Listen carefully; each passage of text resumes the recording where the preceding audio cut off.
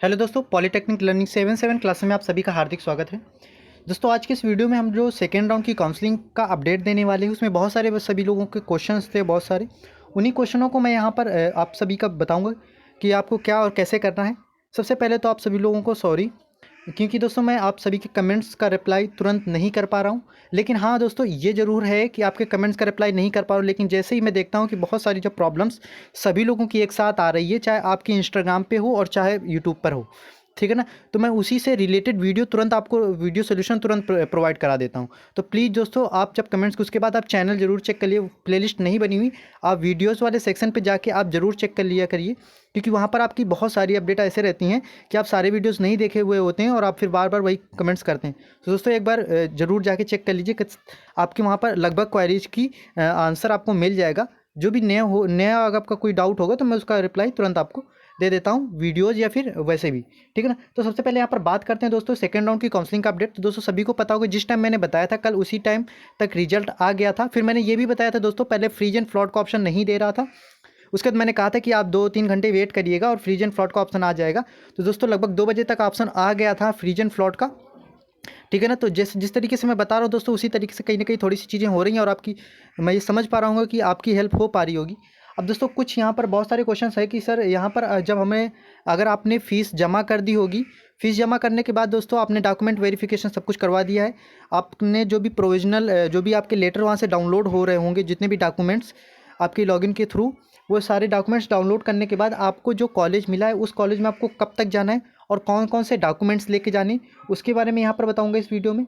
अगर दोस्तों आप ये और भी ये प्रॉब्लम्स आ रही है, अभी मैंने बहुत अभी देखा 2 घंटे 3 घंटे पहले से कमेंट्स आना शुरू हो गए कि दोस्तों आपकी मतलब टाइम निकल चुका है, अब आपकी सीट जो फीस है वो सबमिट नहीं हो पा रही। जब आप फीस वाले सेक्शन पे जा रहे हैं तो वहाँ आपको जीरो जीरो यानी कि जीरो दिखाई दे रहा है।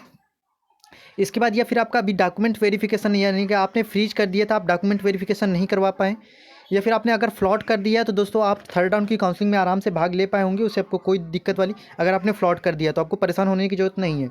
अगर दोस्तों आपने फ्रीज कर दिया और डॉक्यूमेंट आप वेरिफिकेशन नहीं करवा पाए, तब आपको क्या करना है, इसके बाद वहाँ पर दोस्तों एक और सेक्शन आ रहा है एनए। यहाँ पर थोड़ा सा मैंने स्क्रीनशॉट भी यहाँ पर लगाया है उसी का, कॉर्नर पे आप देख सकते हैं, ठीक है ना। यहाँ पर ये एनए का मतलब क्या है, ठीक है ना। यहाँ पर किसी का इनकम्प्लीटेड दिखा रहा है, किसी का कंप्लीटेड दिखा रहा है। इन तीनों टॉपिक में बहुत ही अच्छी तरीके से यहाँ पर आपको बताऊंगा क्या है और कैसे इसका सोल्यूशन क्या है। तो दोस्तों वीडियो को प्लीज़ आप पूरा और अच्छी तरीके से देख लीजिएगा, ठीक है ना। तो दोस्तों मैं आपको बता दूं कि जो आपकी जो सीट, आपका जो भी डॉक्यूमेंट वेरिफिकेशन हो गया, सारे आपने डॉक्यूमेंट्स डाउनलोड कर लिए हैं, ठीक है ना। तो आपको ये जो डॉक्यूमेंट्स यहाँ पर मैं आपको बता रहा हूँ, इनके साथ दोस्तों ओरिजिनल और दोस्तों फोटोकॉपी एक सेट बना लीजिएगा सभी का। और वो फोटोकॉपी और ओरिजिनल दोनों ले जाने, चाहे आपका ये सारा का सारा admit card, result, rank card, 10th and 12th की मार्कशीट, इसका इसका जो नेट कॉपी होगी वो भी, ठीक है ना। यानी कि जो नेट कॉपी डॉक्यूमेंट, इसका जो नेट वेरिफिकेशन होगा दोस्तों वो भी, इसके साथ साथ इसकी ओरिजिनल भी ले जानी है। गैप सर्टिफिकेट दोस्तों आपको नहीं ले जाने की जरूरत है वहाँ पर, ठीक है। डोमिसाइल दोस्तों ले जाने की जरूरत है, ओरिजिनल दोनों दोनों इनकम और इनकम सर्टिफिकेट भी। इसी तरीके से आईडी प्रूफ, आधार कार्ड, मेडिकल, पासपोर्ट, कैरेक्टर। यानी कि दोस्तों ये समझ लीजिए कि जो भी आप डॉक्यूमेंट वेरिफिकेशन में जितने भी डॉक्यूमेंट्स ले गए थे, आपको जब आप डॉक्यूमेंट वेरिफिकेशन करवाने गए थे सेंटर पर, वो सारे डॉक्यूमेंट्स ले जाने, और वहाँ और ओरिजिनल भी डॉक्यूमेंट्स, यानी कि फोटोकॉपी और ओरिजिनल दोनों ले जाने। इसके साथ साथ जो सीट अलॉटमेंट लेटर होगा और जितनी भी आपकी स्लिप निकली हैं, ठीक है ना। अगर आपने पहले फ्लॉट करने के बाद फिर अगर सेकेंड राउंड में आपने फ्रीज किया था, तो आपको जो एडमिशन फ़ीस जो आपने पे की है, उसको सारा का सारा ले जाना है दोस्तों। अगर आपने सारी, जैसे अगर आपने सेकेंड राउंड में ही क्या किया था कि आपने सेकेंड राउंड में डायरेक्ट भाग लिया था और यहाँ से आपने 10,000 कुछ रुपए अगर आपने पे किए हैं, अगर आपने एडेड कॉलेज में लिया तो आपको 16,000 रुपये लगभग आपके कुछ पे हुए होंगे। अगर आपने 3,000 पहले पे किया होगा तो लगभग 19,000 रुपये, अगर आपने डायरेक्ट पे किया तो लगभग 19,000 के अराउंड पे हुए होंगे दोस्तों। इसके बाद हो सकता है कुछ सिक्योरिटी फीस दोस्तों वहाँ कॉलेज में लग रही है, तो आपसे अगर मांगा जाए कुछ बहुत, लगभग शायद 900 रुपये लगभग मांगी जा रही है। तो दोस्तों आप परेशान मत होइएगा, उसे दे दीजिएगा, ठीक है ना, क्योंकि कुछ सिक्योरिटी फीस वगैरह होती हैं लगभग, तो आप परेशान मत होइए, उसे दे दीजिएगा। इसके बाद आपको डॉक्यूमेंट कौन कौन से ले जाना और कब तक जाना है, इस बात को दोस्तों ध्यान रख लीजिए। देखिए आपका, देखिए डॉक्यूमेंट कल आपने करवाया, फिर आज करवा लिया डॉक्यूमेंट वेरिफिकेशन, जैसे कल दोस्तों सीट अलॉटमेंट हो जाएगा। जो थर्ड राउंड की काउंसलिंग है, थर्ड राउंड की काउंसलिंग का सीट अलॉटमेंट कल तक आ जाएगा, ठीक है ना। तो दोस्तों आप कोशिश करिए कि आप कल तक या फिर कल 1-2 दिन में चले जाइए, ठीक है ना, क्योंकि फिर थर्ड राउंड वाले बच्चे भी जाने लगेंगे। तो कोशिश करिए जितना जल्दी से जल्दी हो सके आप अपने कॉलेज जाइए, जो आपको कॉलेज मिल गया है। 2 दिनों में कम से कम कल या परसों तक अपने, वैसे तो संडे को मत, क्योंकि दोस्तों जिस दिन संडे को नहीं, आपको मतलब सैटरडे या फिर फ्राइडे तक दोस्तों आज चले जाना। आज तो वेडनेसडे है, 1-2 दिन में कोशिश करिएगा फ्राइडे तक कॉलेज चले जाएँ। वहाँ पर जितना जल्दी हो सकेगा उतना आपके लिए बेटर भी होगा, क्योंकि दोस्तों अगर आपको हॉस्टल वगैरह लेना है तो वहाँ पर हॉस्टल वगैरह की हो सकता है सीटें फुल ना हो जाएँ, जो भी है। तो आप जितना जल्दी हो सके वहाँ पर कॉलेज चले जाए, ठीक है ना। अब यहाँ पर बात करते हैं दोस्तों यहाँ पर आप समझ लीजिए जिन लोगों का डॉक्यूमेंट वेरिफिकेशन नहीं हुआ है, या फिर जिन्होंने फ्रीज कर दिया था डॉक्यूमेंट वेरिफिकेशन नहीं हुआ है, या फिर जो अपनी मतलब डॉक्यूमेंट वेरिफिकेशन तो करवा पाए लेकिन उनका जो एडमिशन फ़ीस थी वो पे नहीं कर पाए, उनके लिए क्या है। तो दोस्तों यहाँ पर समझ लीजिए, देखिए जो 4th राउंड की जो काउंसलिंग है उन्होंने यहाँ पर दे दिया है कि 4th राउंड की काउंसलिंग में कौन लोग भाग ले सकते हैं।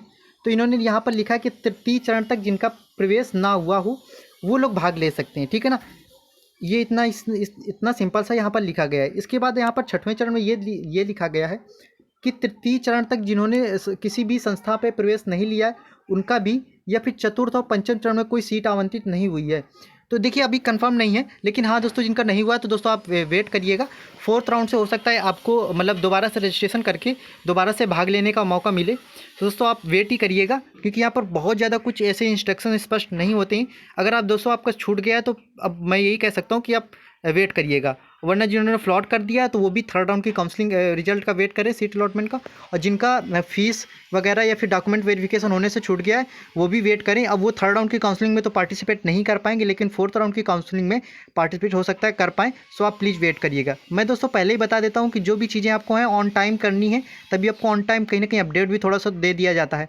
लेकिन अगर आप लापरवाही कर रहे हैं तो फिर आपको ही कहीं ना कहीं खामियाजा थोड़ा सा भुगतना पड़ सकता है। सो दोस्तों प्लीज़ आप ऑन टाइम सारा का सारा काम करिएगा, ठीक है ना। इसके बाद और दोस्तों समझ लीजिए कि जो NA का मतलब क्या है, और भी बता देता हूँ सबसे पहले कि NA का मतलब क्या है। दोस्तों यहाँ पर मैं सबसे पहले आपको कुछ स्क्रीनशॉट शेयर कर दे रहा हूँ। देखिए यहाँ पर आप देख लीजिए। पहले सबसे पहले तो आप यहाँ पर देख रहे होंगे दोस्तों कि यहाँ पर देखिए एडमिशन फ़ीस तो इन्होंने पे कर दी है। इसके बाद इसके उसमें NA कंप्लीट आ रहा है, ठीक है। इसके बाद यहाँ पर देखिएगा, अब इसके बाद इन्होंने एडमिशन ले लिया, यानी कि फ्रीज कर दिया था। ये दोस्तों देख लीजिए इन्होंने क्या किया था, इन लोगों ने यानी कि इस स्टूडेंट्स ने दोस्तों फ्लॉट किया है, इसी वजह से इसका इन्होंने एडमिशन फ़ीस पे नहीं की थी, फिर भी इनका NA क्या आ रहा है, कंप्लीट आ रहा है। अब इसके बाद यहाँ पर एक और स्क्रीनशॉट मैं आपको शेयर कर रहा हूँ। ये देख लीजिए, इन्होंने दोस्तों एडमिशन फ़ीस इनका देखिए इन्होंने भी क्या कर दी थी कि इन्होंने भी मतलब इनकम्प्लीट किया, यानी कि इन्होंने फ्लॉट किया। इसके बाद इनके उसमें भी NA कंप्लीट आ रहा है। सबसे पहले दोस्तों तो मैं बता दूं कि NA का जो मतलब है ये इसका दोस्तों मुझे फुल फॉर्म तो इसका NA का मतलब नहीं फुल फॉर्म पता है। मैं अभी बता देता हूँ, मुझे NA का अभी तक फुल फॉर्म नहीं पता चला है, ठीक है ना।